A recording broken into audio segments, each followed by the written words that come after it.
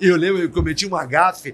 Aí eu não sei se vocês são tão novinhos assim, a ponto de não conhecer, por exemplo, uma empresa chamada Paiô. Sim, conheço. Não conhece nada, Pri? A Paiô de cosméticos? Sim, conheço. Fábio, me respeita, Calma. Sim, aí a Paiô, na época que era bombava, né? Não tinha, só tinha, acho que Paiô, Adicos, acho que tinha naquela época. O resto não tinha nada disso. E aí, cara, eu fui falar... Aí eu dei um exemplo, assim, a casa teve sacaneia hoje. Olha, pessoal, se você vai comprar, você vai e compra um cosmético da Paiote, e aí você faz isso. O pessoal da Paiô tava assim na frente.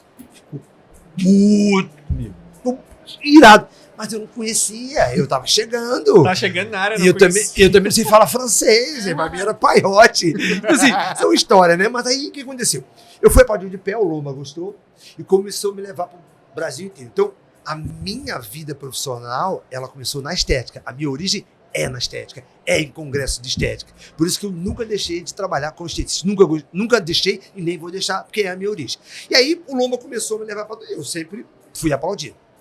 Bom, nesse meio tempo, eu comecei a fazer um bom trabalho na Unig também. E aí um colega que me conhecia de docência me indicou para coordenar o curso de pós-graduação de fisioterapia dermatossomal da Gama Filho. Mas por que ele me indicou? Porque o Lomba tinha a revista Vida Estética dele. E aí, ele, numa sacada muito boa, a dermatossomal estava começando a aparecer. Ele pegou a revistinha de estética dele e colocou o encarte dentro dela, que era um encarte científico, chamada Revista Brasileira de Fisioterapia Dermatofuncional. Essa você não sabe que existe.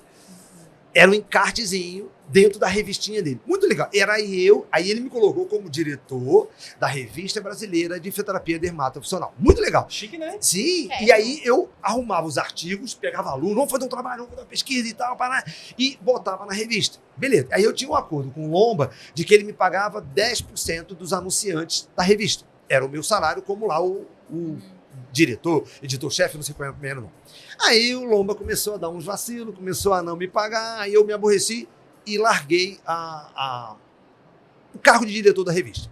Só que aí eu fiquei também agora conhecido, como era o professor Fábio Borges da Cefui da Unig e também o diretor da Revista Brasileira de Dermatossomal. E aí esse colega, vendo isso, me indicou para coordenar a pós da Gama Filho e eu fui coordenar a pós-graduação de fisioterapia dermatossomal da Gama Filho. E a Gama Filho tinha um esquema de colocar pós em todo o Brasil. Então eu comecei a ficar conhecido em todo o Brasil como coordenador da revista e também da pós-graduação de dermatossomal. E aí eu sempre gostei de escrever a minha apostila na faculdade, aí voltando para a faculdade, e eu tive referências que me colocaram com uma postura de nunca falar nada sem que houvesse uma fonte, e uma base e uma fundamentação. E é assim até hoje. E aí a minha apostila, ela era mais referenciada do que muito livro que estava na biblioteca da faculdade. Simples, material top. A apostila era grossa, assim. Aí os alunos ficaram loucos, porque quem ficava... A primeira prova do primeiro trimestre era metade da apostila.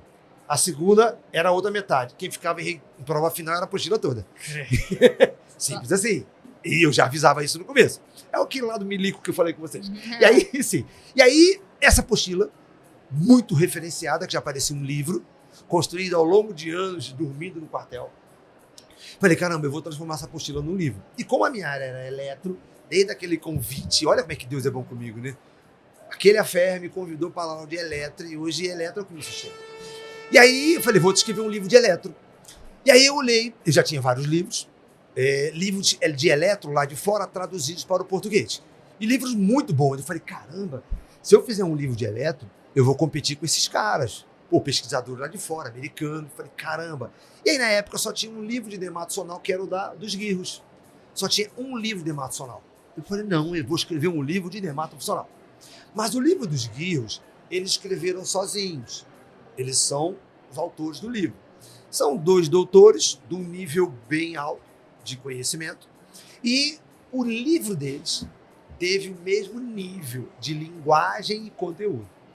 Então, muita gente que lia o livro dele fala, Fábio, o livro eu não consigo entender, o livro é chato e tal. Não estou falando mal do livro, porque eu tenho o livro e usei muito. Eu tô rindo, olha para trás.